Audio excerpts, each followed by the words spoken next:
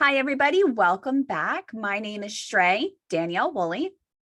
And I am Calico, Elizabeth Gearhart, and we are the Jersey PodCats. We're getting really good at that. We'll get it down one day. So what I like to do before we dive into the guests that we have for today, I always want to give you guys a Max update. Right. Calico, would you like to let us know what's going on with little Max? Right. So for those of you who haven't listened before, I adopted an adorable little polydactyl kitten who came up to New Jersey from Kentucky. I got him in June. And at first he was okay, but then he started scratching around his eyes and it got really bad. So I've taken him to different professionals, tried different treatments. We think it may be food. We thought it at the beginning, but the food restriction didn't work quite the way we expected. Anyway, right now he's on cortisone and he was on antibiotic, but he was throwing it up all over the place. So I took him off. I know. And I called the vet and they said, yeah, that was the right thing to do. Take him off, but he probably should have the antibiotic because he's got open sores. So he feels terrible today. He's been off the antibiotic a few days. So right after this recording, I'm taking him to the vet and they're going to give him a shot of Covina antibiotic. And he's also on gabapentin, but I haven't given that to him today yet because I can tell he just feels miserable. So well, we're sending our love to little Max. And Thanks. The reason I like to bring that up is because part of the goal of the podcast is if you guys have a challenge going on that you want to reach out about, Calico's been working with several professionals and we're still trying to get to the bottom of what's going on with Max. So if you want to call or text us, you can go to our website, thepodcats.com. We have our number listed and our email listed there. The Jersey PodCats. What did I say? You said the podcasts Maybe I need to buy that domain too. I know we were going to use that originally, but the Jersey PodCats.com. So the Jersey PodCats. There we go. Yeah, one other thing about Max, I am taking him to another specialist as soon as I can get in. My vet's trying to expedite that appointment. And this is a dermatologist, allergist for cats. I know before this, I never knew such a person existed. Yeah. But now I know. So off we go. All right. Well, we hope Max is doing better and we'll keep everybody posted on that. But if you have any advice or things that you've tried with your own pet with similar issue with just unexplained scratching and rashes around their face, please do let us know. And I am excited today to have Carrie LeBlanc, and I actually usually ask for proper pronunciation. Did I nail it? Yeah, I think so. Carrie LeBlanc. LeBlanc. Okay, cool. And she's here today, not only for her love of cats, but because I'm slightly obsessed with her myself. Oh, thank you. And she is the one who, for anybody who's watching us on YouTube or seeing some of our posts on social media or in our Facebook group, YouTube, wherever, I keep pointing to these adorable graphics behind me of my kitty cats. She actually created those. And Carrie and I met through an online cat con, like maybe 2 years ago, where she was doing this really cool thing where you just sent her a couple of photos. Oh, is that Calypso? Yeah, he ran off to the other room and then he likes to come bring toys and we bought him a new toy recently that makes noises and he's obsessed with it. Yeah, they usually are when they're noisy. I'm gonna have to hold him like a baby. Yeah, that's fine by us. The more cats, the better. But she does this really cool thing where she can take pictures of your cats and she makes really cool, expressive, creative art out of it. And I'm just obsessed with it. I have like stickers and laptop skins and I'm part of her online community. Maybe I should be the president, who knows? But thank you so much, Carrie, for joining us. So absolutely. Thank you for having me on. I'm really excited. Yeah. So before we go too much further, Carrie, where do people find you if they want to get a cat portrait done by you? The easiest way would be to go to my website, carrieleblancart.com.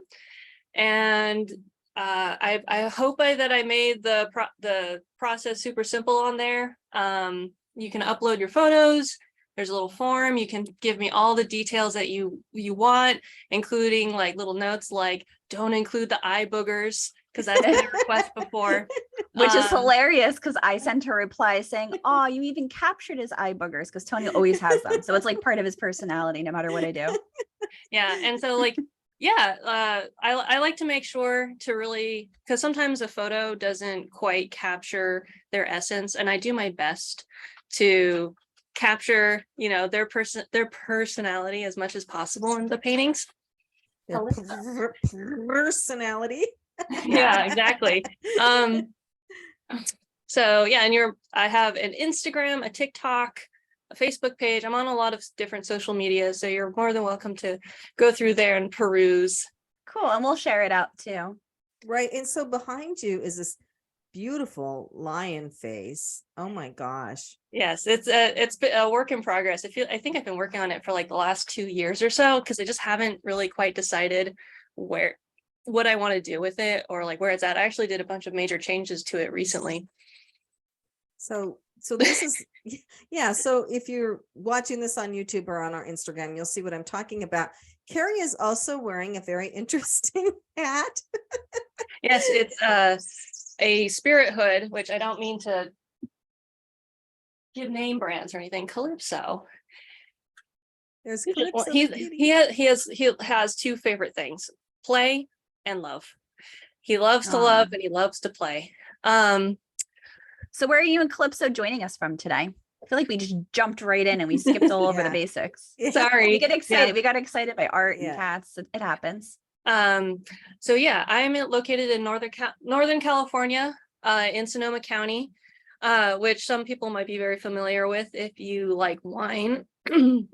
My husband actually I works think in a we winery. all love wine here. I have definitely been there. I plan to go back. Yeah, I do a lot of cat shows and cat conventions as much as possible in the Bay Area. And every once in a while, like this last year, I've done a few events as well in Southern California, and all events I'm going to are listed on my website as well. I am signed up to do PodCats in San Diego in June. It actually takes place immediately after my 10-year wedding anniversary. And Happy so anniversary. my husband, I've been telling my husband that's what we're doing for a wedding anniversary, which And is, he's probably like, all right, I guess that's what's happening then. well, And I've he's- met him too. He did great on the CatCon. He was very, I don't want to say Vanna Whitish, but he was very like, and now Carrie is going to do her magical thing. he is super supportive, and he is also a crazy cat person. So we have 3 cats, Thelma and Louise, who are twin sisters, and that was their names. We Adorable adopted names. them, and we decided to keep it. And Louise has chosen Dan as her human. And so she has a cat bed on his desk, and she goes to him all the time for pets and snuggles and stuff. She'll come to me. But definitely Dan is her person. And I'm sorry about the squeaking in the background. Totally fine. Okay. This is the right audience for it. You're good. So I wanted to ask you, Carrie, Mhm. you're a CPA, which That's is correct. you have to be pretty smart to be able to understand all that stuff. Because I know, because we have like a big financial department at my husband's law firm where I work. CPA by day doing all this really hardcore brain work and left brain work, right? And then at night you go to the right brain and do the cat portraits, right? Mm-hmm. How did that happen? So I guess I guess I'll give try my best to give a brief summary of my life in a sense. So I've always loved cats. I remember I have a very distinct memory of being a small child, and like our neighbor had like kittens or something, and my sister and her friend were like playing with the kittens, and I was upset because I wasn't allowed to play with the kittens or something, or there was something where I wasn't being able to That's play not with right. the kittens. And I had really long hair at the time, and I knew as a child that my hair was like admired or really important or whatever. So what I did was, I was so upset, I cut my own hair Oh in gosh. rebellion for not being able to play with the kittens. And so I think that's a prime example of just how much I love cats. And so growing up, I knew like in high school I would have to do something to make a living, and I didn't know exactly what that was going to be. I was very fortunate that the high school I went to had a couple of accounting courses that I did really well in. I was like, well, I seem to be good at this, maybe I'll just keep doing this. Even at that time I loved making art, but I didn't know like what I wanted to do with my art, or like how to even approach that. And so during college was when I started doing a lot of sketchbooks and thinking, okay, I'm going to focus just like on doing sketchbooks, and like what I want my like body of work to be will come to me later. And so And that a was back in high school. You knew this already, right? yeah, or like, yeah, high school, college.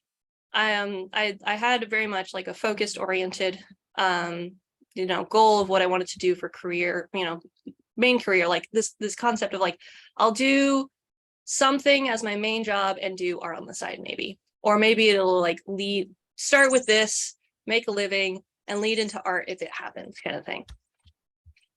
And so, excuse me for a minute. We are being besieged by cats here. My cats have disappeared, but Mine just fell from the sky. I was trying not to interrupt, but I said it was going to happen at some point. He was waiting for me to catch him, but I wasn't paying attention. yeah, And he just fell right from the shelf on top of the laptop. we So. saw this blur in front of the screen, and then Carrie's cat, of course, has to join the conversation with the squeaky toy, right? well, it's surprising that because he's also very talkative. What he often likes to do is he likes to go into the other room and just start singing, basically. And we're like, we're over here, buddy. And he'll come running back. So So I'm sorry, to get back on track. So you knew you had to do something to support yourself, mhm, but you knew that you really loved being artistic too. exactly. And it was in 2019. I had some personal stuff happen. I was really kind of feeling down. And one day I kind of decided I'm just like, because I was struggling, like I love cats. I adopted my cats in 2015 and in 2019. And I decided, instead of like trying to like make a realistic looking portrait of a cat, I would just paint it with my favorite colors. And I actually happen to have I was going to say, you have to show us now. I have a print of it because right here, because I'm trying out something with laminating and stuff. And so this is the painting. The original is in another room and it's 16 by 20, I think. And it's of my cat Thelma, who's gray, not actually purple. And from here, I don't believe you until I see her myself. I'm going to think she's purple until I see her in person. And so I just kind of, so I did this a few times, and then, the rest kind of it just all kind of fell into place. Like, oh, it makes sense that I would want to do do a lot of cat art, focused art. I'm obsessed with cats.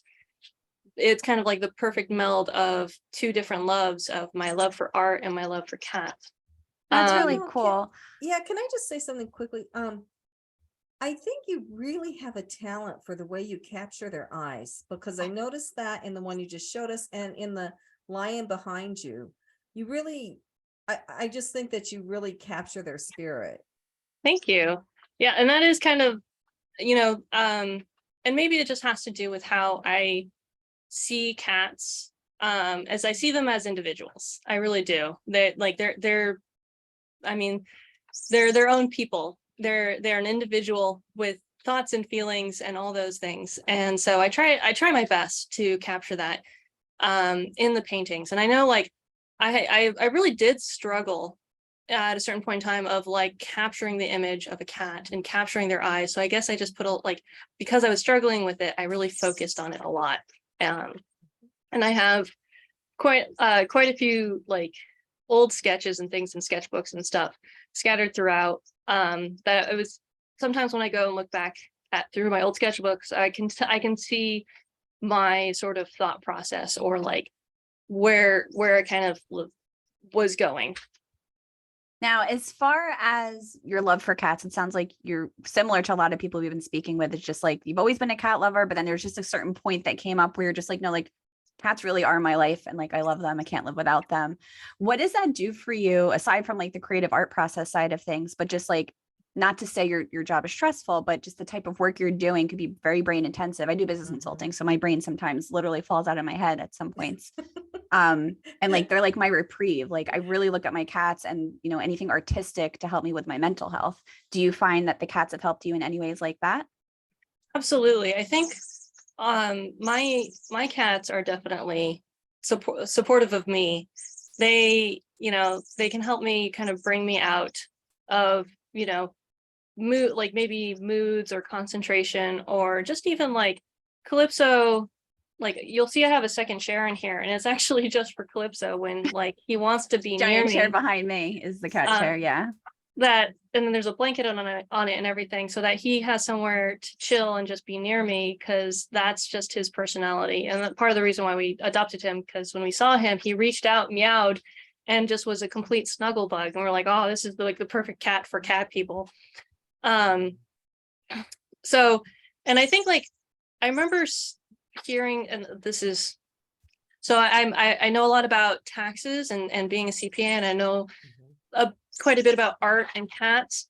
But I remember hearing at some point regarding like left brain versus right brain, and that sometimes it's, instead of like left brain versus right brain, it's like detail oriented versus big picture. And so I think I'm more of a detail oriented person rather than, and I struggle more with the big picture thing. So like paintings take a lot of detail, like oftentimes a lot, especially my paintings, I just can't help but get lost in the details. Yeah, especially the digital ones that you do, because you also create really cool creative backgrounds for them too. Thank you. Yeah, so and I think like probably my studio space is very much representative of like the kind of digital art I do, where like the backgrounds are really busy. I can't help but surround myself with a lot of details, and so the same is true for my day job, the work I do primarily. Yeah, I'm You're like, did that answer the question? It did. You did. I oftentimes like get to try to, No, a lot of tangents might happen. No, and it's good. Great. Yeah, that's what we want. But I have a question. If I Mhm. sent you a picture of my cat, so this is really awesome, because I wanted to do a portrait of Max, like the portraits behind me, but his eyes are all, the skin around his eyes is all ripped up, but you could take that off and do a picture of him. How long does it take you? If I sent you a photo, how long would it take you to get one done? So it depends. Much is which is very similar to the answer for a lot of tax questions, oddly enough, is it depends. And so it depends on medium, and it depends on size. So a smaller size, a quicker drying medium like watercolors or acrylic. So like this painting back here, behind me is acrylic. Those will take a shorter time. And if I'm doing maybe a more looser sketchy style versus a more detailed style, a sketchier style will take less time. And so to bring up back up the point with the online cat convention, which was CatCon itself. And that was great, by the way. I had friends who are like, oh, what are you up to today? I was like, I have a cat convention. They're like, we don't want to know. It was definitely a lot of fun. I'm really glad that they did the online, or they offered an online option during kind of the heat of the pandemic. Yeah, because it was 2020, right? It was I wanna say 2020. it was over 2 They years did ago. it in 2020 and they did it in 2021. And then they did back in person in 2022 in Pasadena, California, which I actually went to this last year. And it was a lot of fun. So at shows and at conventions and the few online versions I've done, is I like to entertain people, I guess, or like, because some people like to watch the process. So I'll do painting live. And what I offer at shows and conventions is I offer sketch paintings, which take, an 8-inch by 8-inch painting will take me about an hour, which I like a lot of people are usually quite shocked by. But it a lot of times it is very hard for me to be like, okay, pencils down, metaphorically. I'm because you want to keep going and adjusting and playing with it. Yeah, exactly. So it's almost good. It's like putting a boundary around yourself.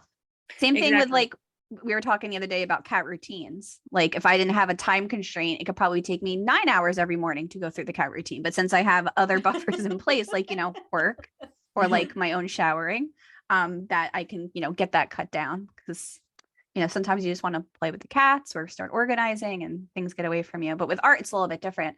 I love art. I'm a huge fan of art. My background's probably changed a couple of times on these episodes already because I mix things around. But I'm a self-proclaimed not good artist, which I know is bad to say about yourself, but no matter how hard I try, it never really comes out the way that I want. But I play with it more on a therapy level. So like I like arts and crafts. I've done watercolor and I made stuff before, but when I don't have a plan is when my nicest stuff comes up. So I'm curious to know, like, you're obviously working off doing pet portraits, but do you ever get to do anything creative where like they send you a picture of a cat and it kind of winds up looking like a dinosaur, like as a random example. Like, do you ever play like that at all? I think I haven't really done anything kind of like that. And it's usually, when I'm doing a commission for someone or doing a pet portrait for someone else, they'll give like an idea of like what they want. And most of the time they want like a representative of what their cat actually looks like. So That makes sense. a lot of times, it's realistic colors or, close to their actual like fur color and everything. And I always, a lot of times I think people who like my style will be like, go crazy with the background or give me like a galaxy background. And I really like kind of the colorful galaxy look. So I'm always like, that's right in my wheelhouse. But I haven't, and I like doing the really colorful portraits like the one I showed you previously. Here's another one that's really kind of popular. This is also a Thelma. Oh, I love it. This is also one of the first ones I did in 2019. And I think it's more like playing around a lot more with the colors. And so it's more of like, I don't know, there's something really fun about going with crazy with the abstract colors. And I think having a lot of color around you or in your life is good for your mental health. And Cats and color. I'm in. Lots of cats, lots of colors, please. Yeah, I'm thinking here now, and my husband doesn't listen to all these, thank goodness, but I see your brain churning a bit. Yes, well, the thing is, cherished cat checkers. I'm thinking for Father's Day, a great gift would be to have you do a rendition of checkers, and I could tell you what her personality was like, and I'm sure you could work that in, right? Absolutely. I mean, I'll definitely do my best, and especially when I'm doing a more detailed commission, is I do check-ins, like making sure it's going the way that you want it to look.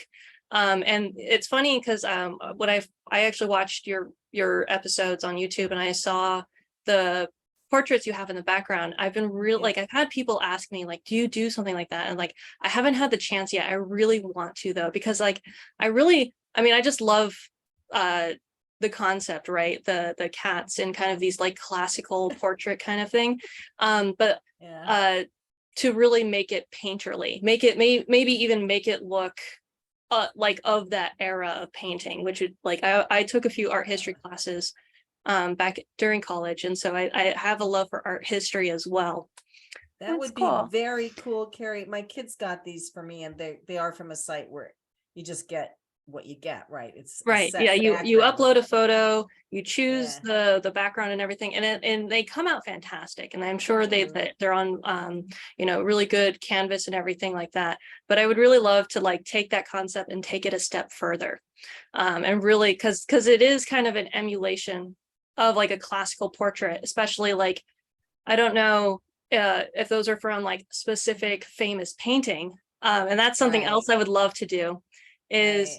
And I know other artists have done as well, is take this classical, very well-known painting and make it cats. Like Cat Monet, it can be like a cat Meow-nay. Yeah, no, exactly. Am I too corny? or like, taking the Mona Lisa and turning her into a cat, or like a Monet or Manet paint. Like I think of like the Manet painting of any one of his portraits of women, which is supposed to be a commentary of other similar paintings at the time of like goddesses and things like that, and make that into a cat. I think that would be so much fun. That does sound fun. And I was going to say, you're like lighting up while you're talking about it. So if something does come of that, you'll have to keep us posted, maybe come back on and share. Absolutely. A question that I thought of earlier was about, because I know we were talking about Thelma and Louise and about Calypso.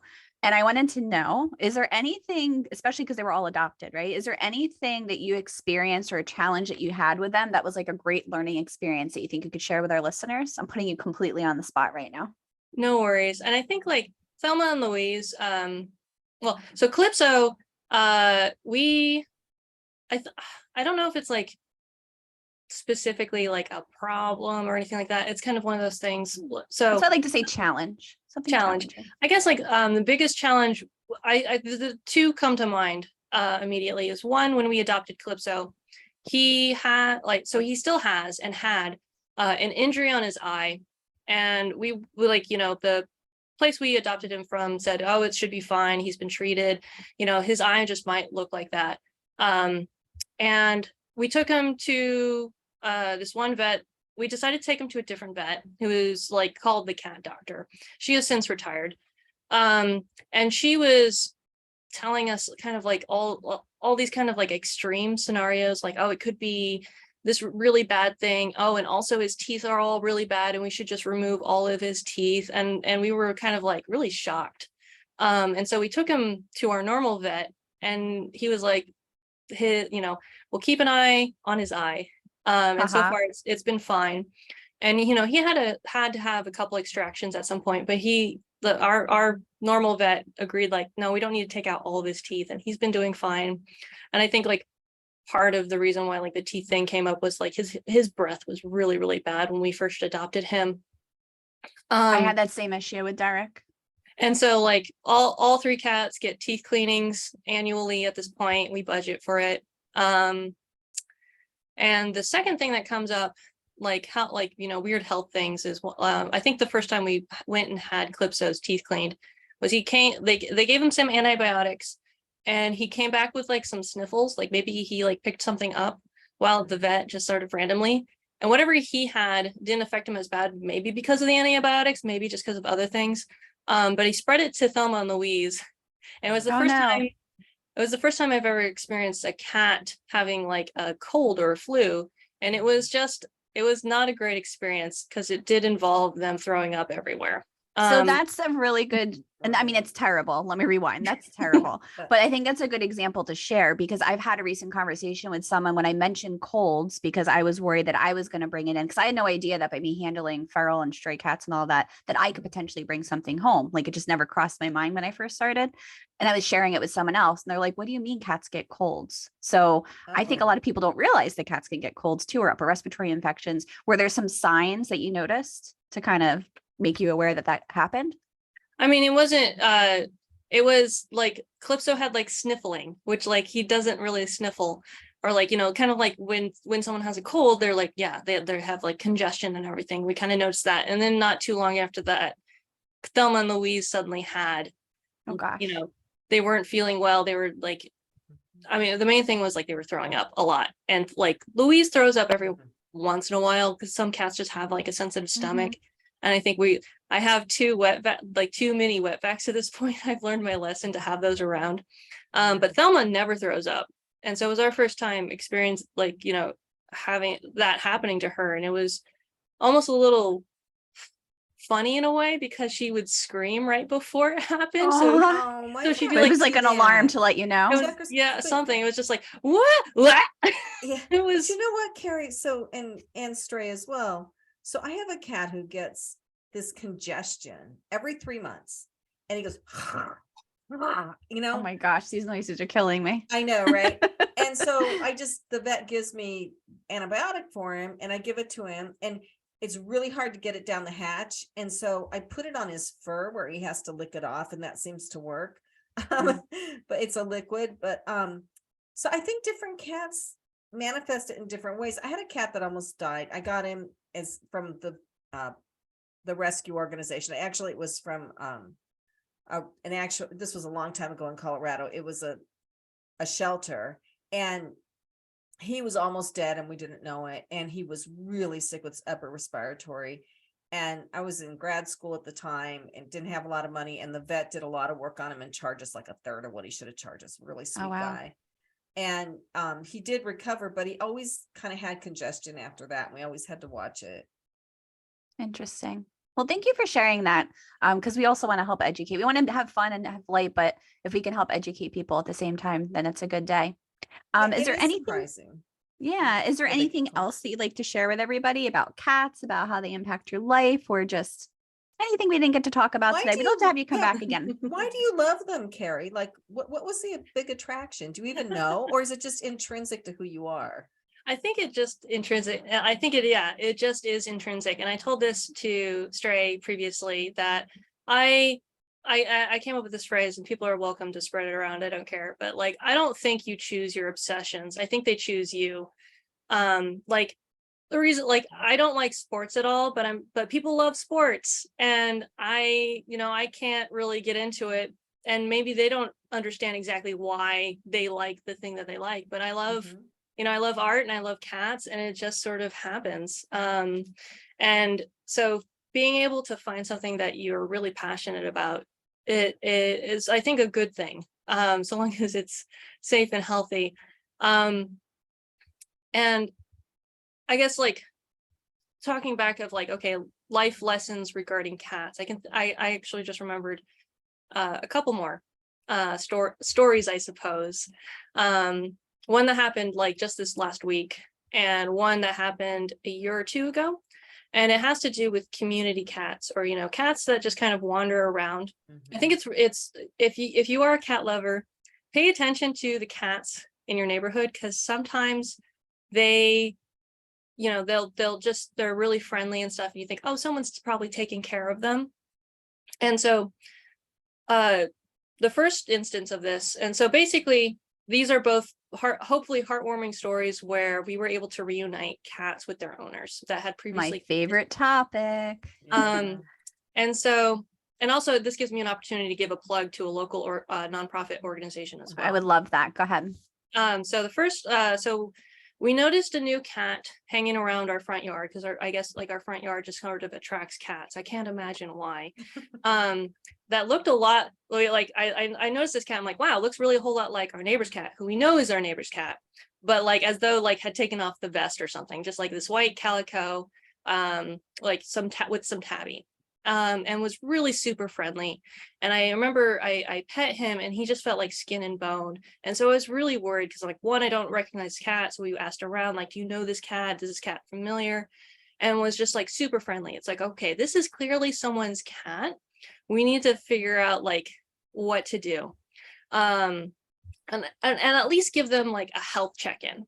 So I'm very, very fortunate that in Sonoma County, there is an organization called Forgotten Felines of Sonoma County that does a lot of, it's basically people who really love cats, help their community cats, and they help stray cats, and they help feral cats, either with like feral cat communities. They have volunteers that maintain them, and keep it, I think I've heard that they were one of the first organizations to do TNR, trap, neuter, return, and monitor. Now I know a lot of places like to add the word monitor on, just to make sure everyone's aware the cats aren't just fixed and then just kind of tossed back out again. There's a whole process around it. People take care of them, make sure they're healthy, make sure they're fed. Exactly. And so, and also they just, if you have community cats, they offer affordable neutering and things like that. So you can, so basically what I did was I called them. I said, hey, there's this community cat. I don't know what their story is. And I don't know if they need to be fixed, or because, it was a male cat who didn't have the big cheek. So probably not. And I just wanted to make sure that they're doing okay. And they're like, okay, go ahead, bring them in. It'll be like $40. And if they happen to have a chip or anything like that, we'll also scan for that and go from there. So I brought him in, and they give me a call later. And I guess like two ironic things about it was, one, he did have a chip, and he had been missing like for a year. Oh, wow. And that actually one of the people working at Forgotten Felines recognized him. That actually, so he is like an outdoor cat to his family, that hangs around kind of like near where Forgotten Felines headquarters are.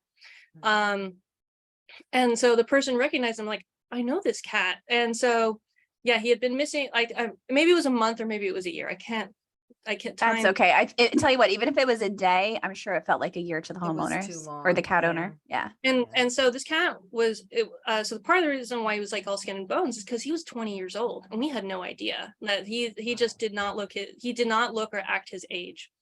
And so they were very happy to have him reunited. And I think the ironic part, and I'm not going to actually say his name, because the funny part was his name is the same name as our street. Oh, wow. And we were like, oh my gosh. So that was a sign of like, he's like, all right, I think I belong here. some cat loving person is going to find me and they're going to help me get home. And that's some of the stories that I've shared already. And I have a couple more, but it's just, you don't know. So even if you're taking the cat in, before you even do that and claim it as your own, you should always work with a rescue, check for a microchip, make sure that they're healthy, because you might be reuniting them to their family or at least getting them off the streets. That's awesome. Exactly. So But you mentioned you had another story. I mean, we could go a little over if you want to share, because that was a good one. So if you have another one like that, I'd love for you to share it with the audience before we wrap up. sure thing. So similar, so sort of similar in that there's this big orange female cat, which is special on its own. Yes, just because love- 90% of orange cats are male, right? Yes. I'm I'm not sure the percentage, but mostly, yeah. Yeah. So I'll Google it while she's talking. How's that? Okay. so she just liked to hang out in our front yard, and our neighbor just started feeding her because she would like eat his cat's food. So he just started feeding both of them. And like, because she was just in our front yard all the time, she was like really friendly and like clearly like wanted love and pets and everything. And so recently I was like, I feel bad for this cat, like just hanging out in our front yard all the time. So I bought like a little outdoor cat house, and I bought a Sure Pet cat flap so that I could make it so that the cat house only would open for her if she had Mm. a microchip, or if we went and got her a microchip. We weren't sure. And my husband said, oh, this will be a great opportunity to see if she has a microchip, because the cat flap will read it. And through the Sure Pet app and all that stuff, it tells you their microchip number. I And did so- not know that you could get those. That's amazing.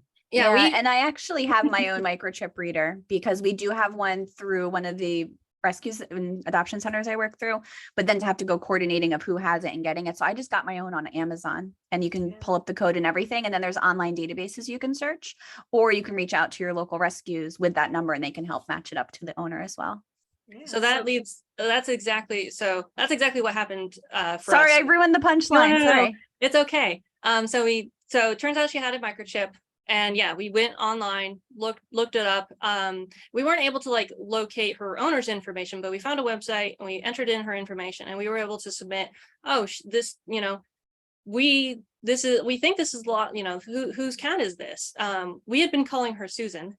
And it turns out her name was Frankie. It gave us her name, her, what type of cat she is, which is just domestic short hair and orange and female. And we're like, yeah, that's her.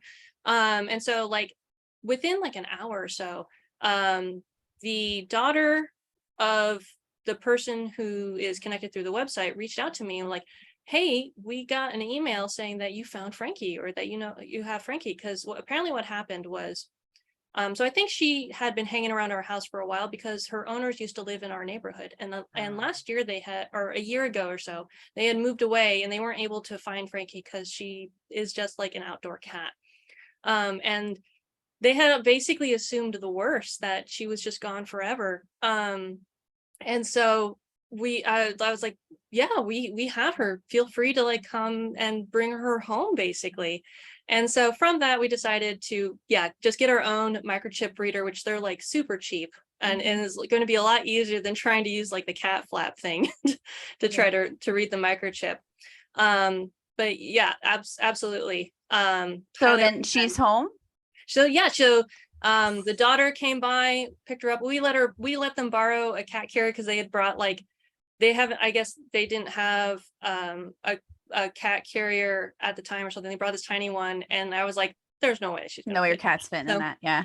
So we let them borrow it. They brought it back, which was fantastic. And also like I gave them, we have so because we live in Sonoma County and we've experienced some really terrible natural disasters, I always like to have emergency cat food. Mm-hmm. And so I had a whole box of canned wet food. I'm like, that was gonna go bad. Like, the expiration date was for this March. I'm like, here you go. Here's cat food. We'll buy a new box to have as emergency backup. Well, I do think that you've really demonstrated here that chipping your cats is a really great idea, because we moved once and a cat got lost, and somebody found her and took her to the vet that I used, and they scanned her, and then there was the chip, and they called me and I was able to get her. So I really think if your cat can get outside at all, or you're moving especially, they should Yeah. be chipped. Yeah, I know a lot of rescues are working towards making that just a given. in their protocols, it's before you can adopt the cat out, it has to be spayed or neutered. It has to have its first set of vaccines and also having its microchip. I know smaller independent organizations probably can't do that. And I just want to mention that if you do adopt and your cat's not spayed and neutered or not microchipped, it's really super simple to just go online and look for local resources to help offset the cost if needed, or just work with your local vet because it's super important. Super important. Well, it really is. And at the very least, like, I'm not sure if it's, and like, I know TNR is a thing, and I know that monitoring those cats are important, but I've never heard if it's common practice to chip all those cats. So that way, at the very least, so like, okay, this cat's chipped and they're attached to someone's keeping track of them in some sort of. So I do know of organizations that do that. And I do know of different municipalities and states and counties, even and townships, even that have different rules and regulations around it. I also do know there's organizations that just monetarily can't afford to do that. And it just depends too on the resources they have available. So I know a lot of the spay and neuter clinics are backed up as well. So it depends on if they're getting them into the clinic versus their vet. But I love that idea. That I wish that's something that, maybe we can talk to some legislators and get them on the show to talk about, how we can make something like that more permanent, because I can speak from experience that there's a lot of time we've spent where we think we're rescuing and trapping cats that actually belong to someone else, that don't have a collar, that are not microchipped, and they're not spayed and neutered. And that takes up a lot of our resources to then figure out and get them reunited back to their family. Yeah. And I guess like so when I was younger in high school, I had a similar sort of situation where it's like, okay, cat wandering around, I don't know who this cat is. And I didn't know any better. So I just took them to I just picked up this cat, drove them to like a local place. And I was like, I don't know whose cat this is. I think they're missing. And it turns out they weren't missing. They were a neighbor's cat. And I had just like abducted this cat and brought it to this place. And so I think like if you have cats in your community that, you care about or you're taking care of, like having like some sort of identifier, like at like a microchip, which is very much non-invasive. And At this point, yeah. Yeah.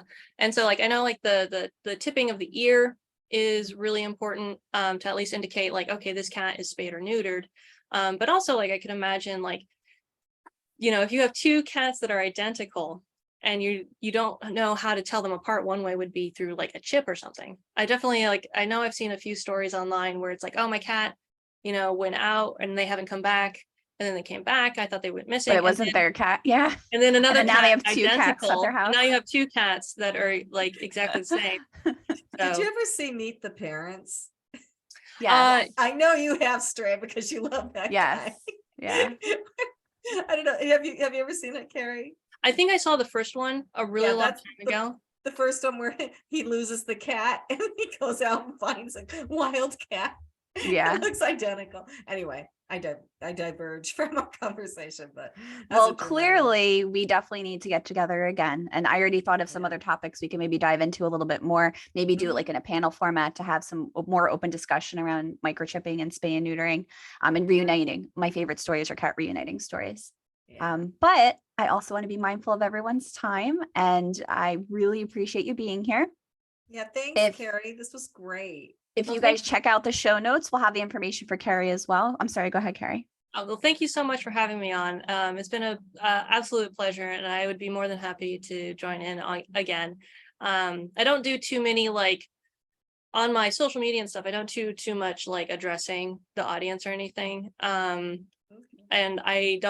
I haven't really done too many live streams because there hasn't been too much interest, but if people are interested in those kinds of things, just let me know. I'd be more I'm than sure happy. If you go back and check your view stats, you'll see my name on all of them. So you're good. But you do a lot of events too. So the next time the next time we go to wine country, I'm going to look you up. Absolutely. Yeah. And I heard that you're going to take me with you. That's the rumor I heard. Absolutely. Well, the fun thing is that let me know, and I can probably set you guys up with a wine tour at my husband's winery. Ooh. So, okay. And that would probably be a lot of fun. All right. She's now got friends for life. Wine, cats, art. Do you like coffee? I love coffee. Yes.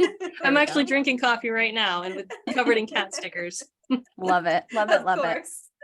All right. Well, thank you so much, everybody, for listening in. If you loved what you heard today, please contact us. We love getting emails. We love getting text messages. We love getting voicemails.